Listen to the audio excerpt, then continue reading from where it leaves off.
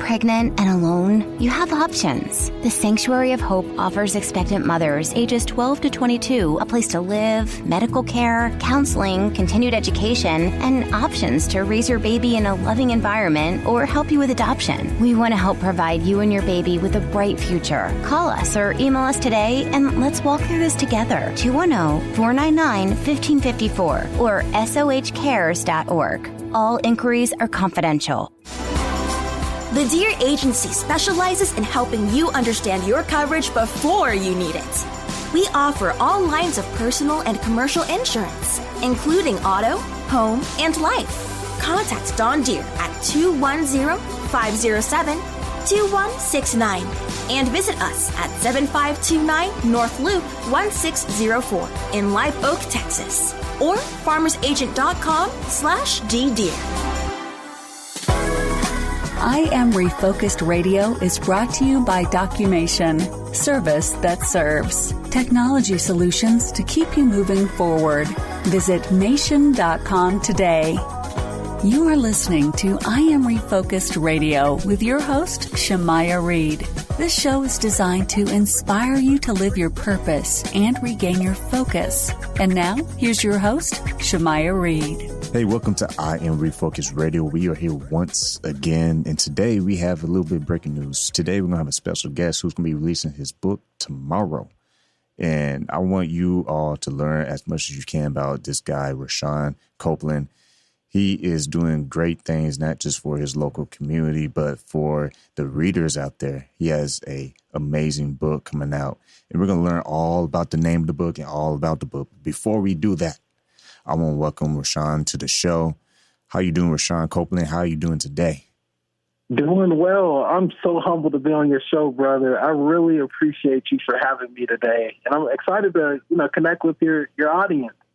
And you have so many things that you're doing. I mean, a writer for church leaders, TV, blogs, church, community. You're doing so many things. You live in Oklahoma City with your wife, Denisse, and 3 children. Tell us a little about yourself. Definitely.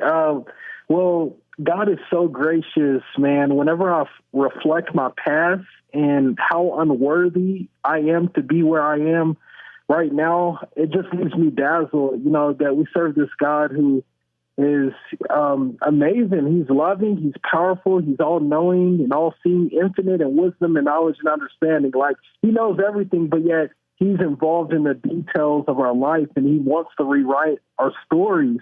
So that alone for me changes everything, bro, because it hasn't always been like that. I was off in the world, as a hype man for Soulja Boy, seeking all the wrong things, man. I tried to numb the pain that I was going through with weed, with alcohol, with money, and everything else, bro. And all of it proved to be fatal at the end. But it was fun while it lasted, but God finally got me a little bit later. But that's where I started, bro. It's just a really low spot in Los Angeles. I was wanting to take my life one night, and God, he met me there. And that's why I wrote the book, Start Where You Are, is because he will literally meet us wherever we are and take us where we need to be.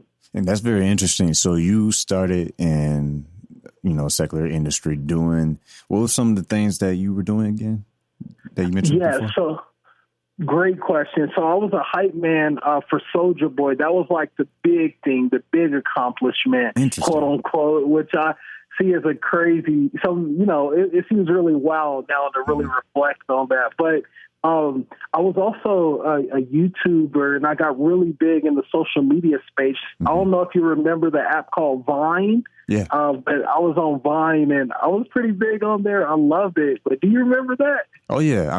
That's pretty awesome to hear, because that, like we always hear on this show, all those details add up to your story. And you obviously had a lot of experience with social media networking, obviously. Yeah. And you were able to use that now in promoting your book, which is called Start Where You Are.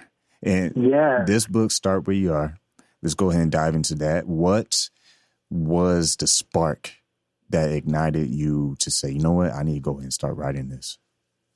Great question, bro. So what truly inspired me to write this book is I ran into the same problem, quote unquote, and it was actually one of the problems that I wrestled with whenever I was far off from God. But this is what I ran into. When I would go into prisons after being a follower of Christ, after I had came to Jesus, I would work in these places, and I would encounter people from all different backgrounds of life. One, for instance, was a young lady who was a Thunder cheerleader, NBA cheerleader, and she's sitting in a cell, and she had just got a DUI. And I asked her this question. I said, because I wanted to share Jesus with her, I felt led to share with her about Christ, and I shared the gospel with her, and I asked her, hey, would you consider giving your life to him? And she said, you know what? Do you see where I am right now? Does it even look like God would want me? My dirt, like my mess is too messy for God. And that's what she was basically saying in essence. And I wrestled with that as I walked away from that cell. Like, do you truly believe that? And then I went off to the 11th floor, disciplinary segregation, which is the jail within the jail. And I began to talk to guys who are in there for murder. And I'm trying to share the gospel with one specific guy, and he told me basically the same thing. And all throughout my life, that was one of the things I wrestled with. I have to get things right before I come to God. And here's the thing. I'm so thankful that God, he doesn't write us off because of our bad resumes. Like, we love resumes, good resumes, spotless and stainless resumes, we as human beings. But God looks at those with blemishes and gaps. He looks for the person who doesn't have it all together. That's who Jesus said he came for, those who are sick and need a doctor. And that's what this message is for. It's a message of hope for those who want to know hope, which is Christ himself. And he'll clean us up. You know, he'll fix us, but we just come to him real how we are, and he'll take us where we need to be. And that's the idea, brother. And you mentioned about how, God, he uses people that are not perfect. And disclaimer, yeah, I'm going to just put this out. I ain't perfect either. So you think I'm hosting the show, think I'm perfect? Nah, man. I'm just like anybody else out there who's listening as a listener. I've gone through some storms and I've been through some things, but here I am now. And just like Rashawn, he is where he is today, doing radio show interviews and promoting his book because it's his story, it's his life story. And that leads me to this question for people out there who are listening to this right now. And they're like, man, that's cool for Rashawn, but what if they're having a difficult time believing that God actually wants to use them and actually do, or I should say, actually does love them? Like, what do you say to that person who may be on that fence? Like, what, does he really like me? Like, does he really want to use me? Like, how am I valuable to him? I love that. That is so good. And I've had those same questions that I wrestle with, and even to today, like, God, I still am uncomfortable with hearing about this love that is given so freely. It feels like I got to perform for it, or I got to work for it, I got to do the right things. But God, he is totally different than, he's totally different than anything we can ever think of, imagine, or even dream about. And I'm so thankful for that. But what I would say to that person is go back to the truth. Go back to Christ. In John chapter 8, verse 32, he says, you will know the truth, and the truth will set you free. We don't get freedom by, trying to, in and of ourselves, figure it all out. It's okay to doubt. It's okay not to know whether or not, you deserve this or not. The key is the trust and to believe what God said is true, and he's faithful to deliver you from whatever you're walking through today. And he wants you to be free.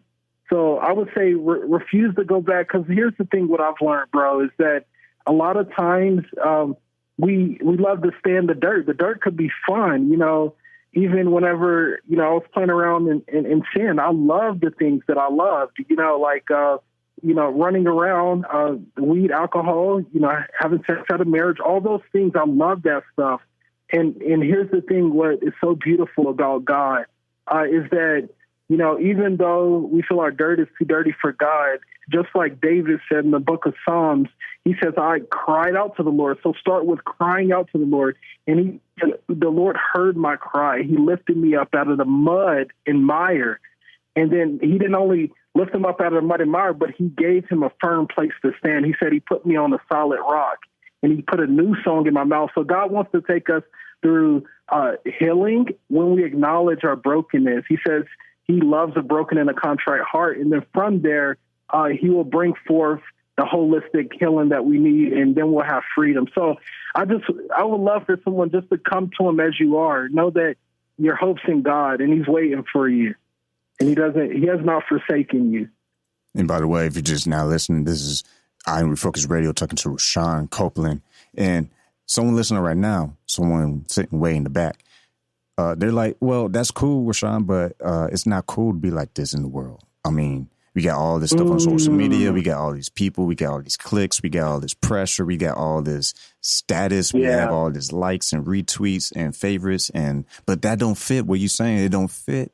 I like it, but it doesn't fit. It doesn't really fit the lifestyle. What you say to that person who is so scared to stick out versus blend in? That's so good, brother. Now, here's the thing. I learned a powerful lesson from Moses. Moses was a phenomenal man of God. Like, he had amazing circumstances, quote unquote, when he came.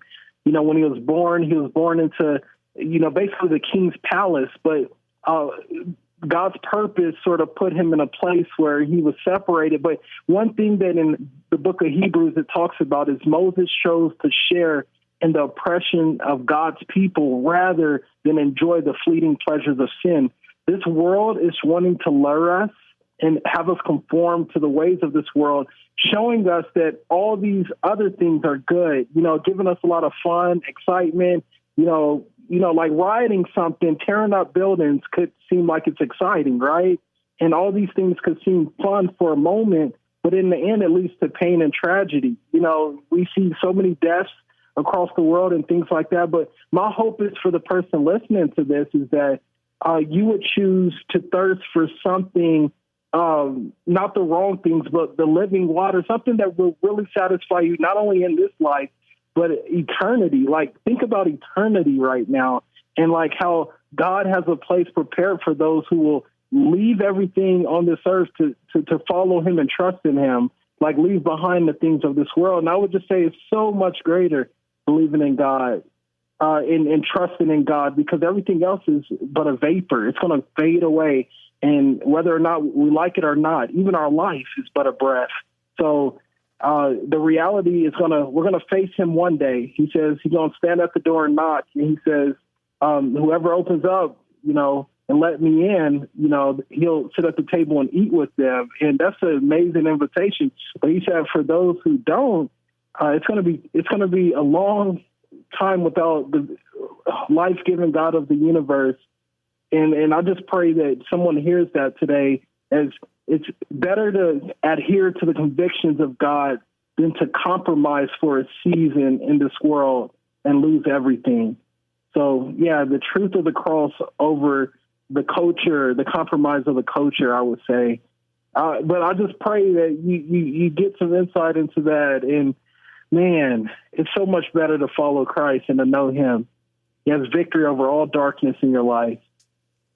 And someone listening right now is asking this question, well, how do I start? When do I start? Well, I have a super easy answer. You can go to www.startwhereyouarebook.com and you can start reading and put those video games down.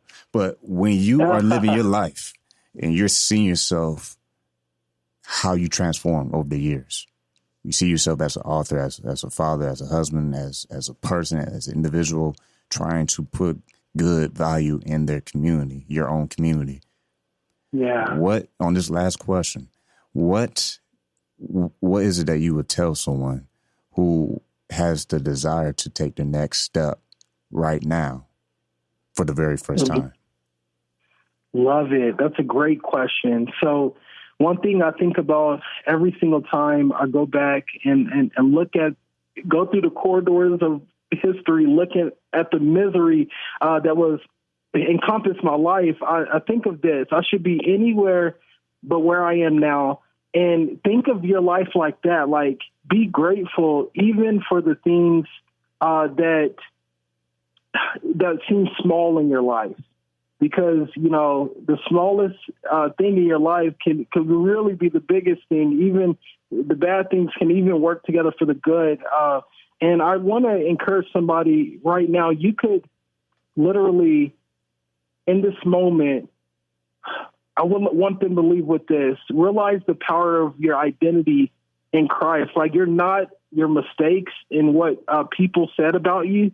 You're not even what you say about yourself. And depression is at an all-time high right now. There are people right now who seem so joyful on the outside when they're around their friends and family, but deep down within them, they're cracked, they're broken, and in the dark secret places, they're struggling in silence. Even suicide is real right now. So I would just say, if you're not where you want to be, even if you're not where you thought you'd be, look around and know that the God who created you is with you, and he will never leave you nor forsake you. And he's put your hope in him. He's the only one that will fulfill you and sustain you and build you up into the man or woman of God you're called to be. Yeah, and I would encourage you with that today. And once again, we're talking to Rashawn Copeland and about his book, Start Where You Are, How God Meets You in Your Mess, Loves You Through It, and Leads You Out of It. Before we let you go, out of this whole interview, I kept thinking of a metaphor because I like dropping metaphors. Okay. And, awesome. I used to play in the band growing up, elementary, middle school, high school. And one thing that is so important about the band is that it's on one accord. It's one sound from that band. Yeah. When they're playing that music on the sheet music. And there's something else, though. The director, it directs the sound, but every individual has their unique sound of their instrument. But if you're out of key, then you mess up the sound of that band, the message. And I just want to put that out there because, like, everything that we heard about you, Rashawn, start where you are. That's my metaphor for today. Start where you are, whether it's band, whether it's sports, if it's your career, whatever it is you're good at. Start where you are, because there's a lot of times we'll get distracted by comparing our life to every other person because we think they didn't go through what they're going through to get their achievements. But it's the opposite. They had to go through a lot just like you are going through. You just haven't finished to the other side yet. But that is my message, to make sure that's good. You start right now by reading this book by Rashawn Copeland. Start Where You Are. Man, you had the best title, by the way. Start Where You Are. I'm going to repeat that. How God Meets You in Your Mess, Loves You Through It, and Leads You Out of It. Because that's the bottom line, the last part. Yeah. He leads you out of it, because if he allowed you to be in it, it's because when you get out of it, you have a story to tell. I say this before on previous shows, that our pain, or a lot of times God uses our pain for someone to have medicine. And sometimes we can laugh at ourselves for our mistakes. Sometimes we cry. But the thing is, all the stuff going on with the news, we all see it. I think we're all tired of it too. But the thing is, the other side is going to be better. So if you want to read on how you can do this right now, I want you to go to startwhereyouarebook.com. Follow Rashawn Copeland everywhere on social media. It's not hard to find. Just look for the book, Start Where You Are. And that's it. I'm gonna let it be that simple. Rashawn, what will you say before we close? I'll let you have the floor. Okay. Well, and I really appreciate your heart and your ministry, bro. Like, I'm already touched by it. I can't wait to follow along even more. So keep going, bro. I would say that to you first and foremost.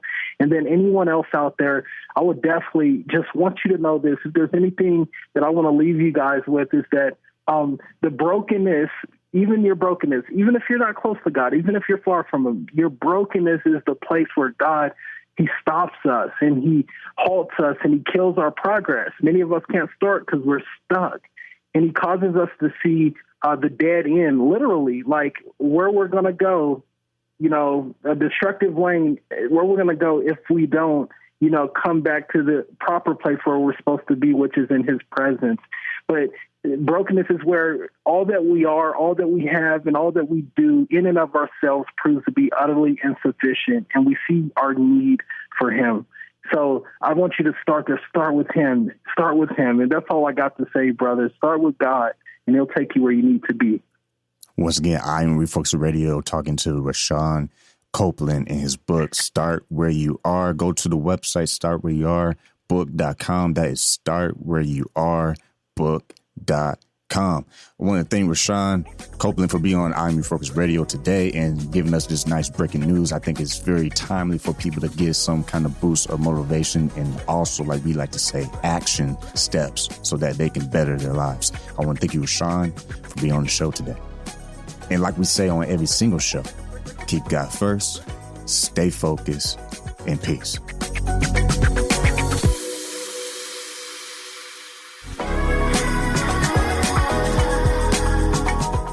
Thanks for listening to I Am Refocused Radio, brought to you by Documation. Documation is a full-service technology solutions company that provides IT, print, and software managed services. Headquartered in San Antonio, Documation has been serving customers across Texas for nearly 30 years. Visit Mation.com today. Hi, San Antonio. Need a barber? Visit our good friend Rico Rodriguez, the owner of Rockefeller's Barbershop in San Antonio, Texas, 1733 Babcock Road, and book your appointment today by calling 210-782-5188.